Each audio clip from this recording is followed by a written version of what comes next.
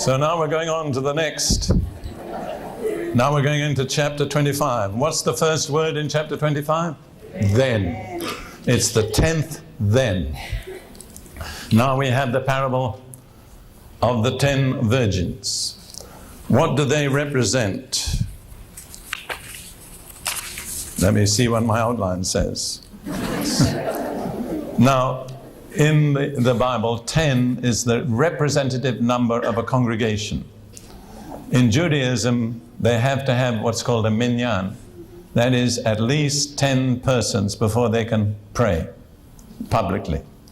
So I think the number 10 speaks to us of people in congregations. And this is just my thought, that these virgins basically represent churchgoers. I'll read the story quickly and then comment on it. Then the kingdom of heaven shall be likened to 10 virgins who took their lamps and went out to meet the bridegroom. Now 5 of them were wise and 5 were foolish. And you notice there's nothing in between wise or foolish. Those who were foolish took their lamps and took no oil with them. But the wise took oil in their vessels with their lamps. But while the bridegroom was delayed, they all slumbered and slept. And at midnight a cry was heard, "Behold, the bridegroom, go out to meet him."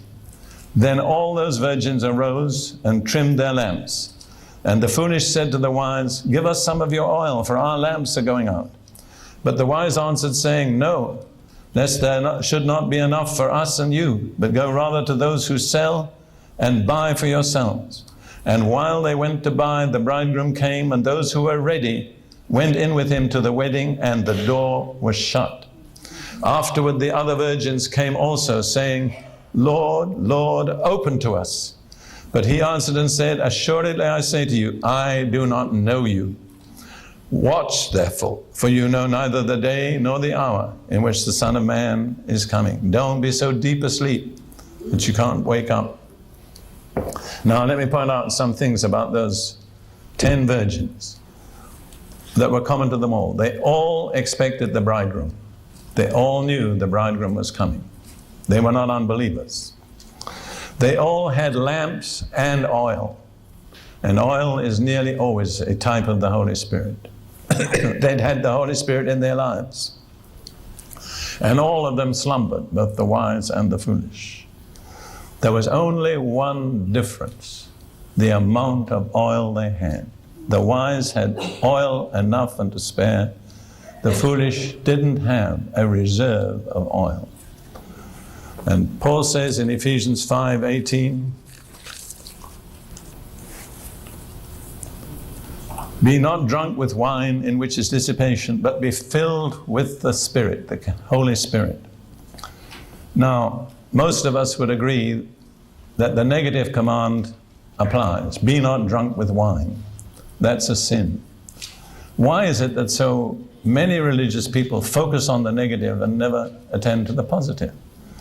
The same command says, be filled with the Holy Spirit. If it's a sin to be drunk with wine, it's also a sin not to be filled with the Holy Spirit. And the word there, and this you'll find, I think, in other translations, means be continually filled and refilled. It's not just a one-time infilling. Again, I've lived with Pentecostals so long, I know they say, "I was baptized in the Holy Spirit in 1984. I spoke in tongues." That's wonderful. That's 10 years ago. What's happened in the meanwhile? Some people who make it a once-for-all experience are the least sensitive of all to the leading of the Holy Spirit, because they've got it all wrapped up in one packet that they got when they spoke in tongues. That's not sufficient. Paul said to the Corinthians, "I speak in tongues more than all of you." And obviously they did a lot of speaking in tongues. So Paul did more than them. We have to be continually filled and refilled with the Holy Spirit. The 10 virgins had the initial filling, but they didn't have the continual refilling, so they were not ready. Now, an interesting thing is, the wise said to the foolish, "Go and buy oil." It had to be bought. It wasn't a gift.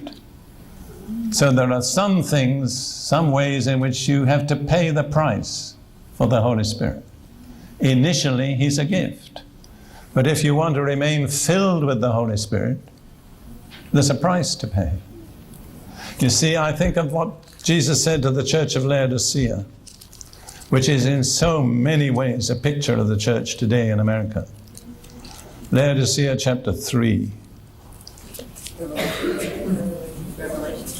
Revelation chapter 3. Thank you. Thank you, sweetheart. It's really good to have you there. Sometimes it's a little embarrassing, but it's better than being wrong anyhow. Now, this is what Jesus said to the church of Laodicea in Revelation chapter 3, verses 17 and 18. Because you say I am rich and have become wealthy and have need of nothing. Have you ever heard that kind of teaching? Yes.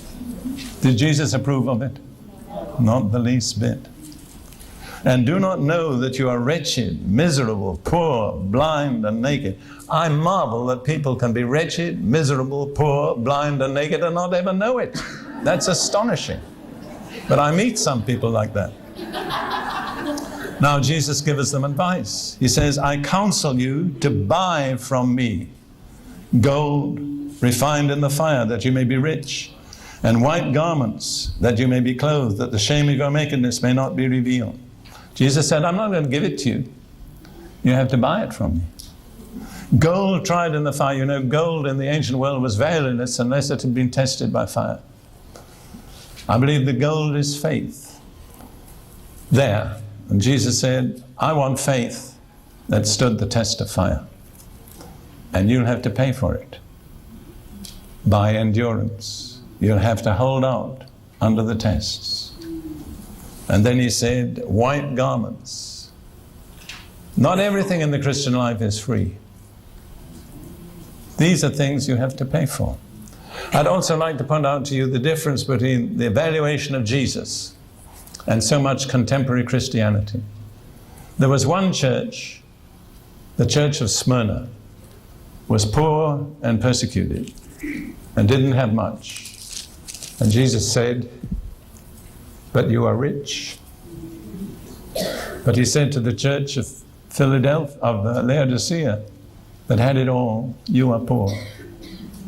What would he say to the American church today? What would he say? Would he say you are rich or you are poor? You must answer that for yourself.